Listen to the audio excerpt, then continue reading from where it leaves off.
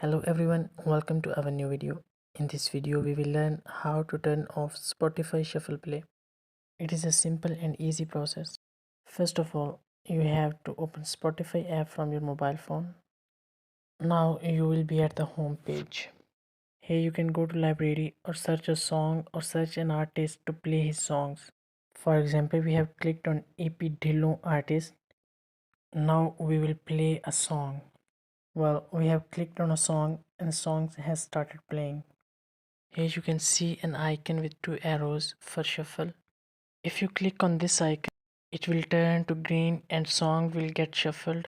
And when you click on it again, the icon will turn white.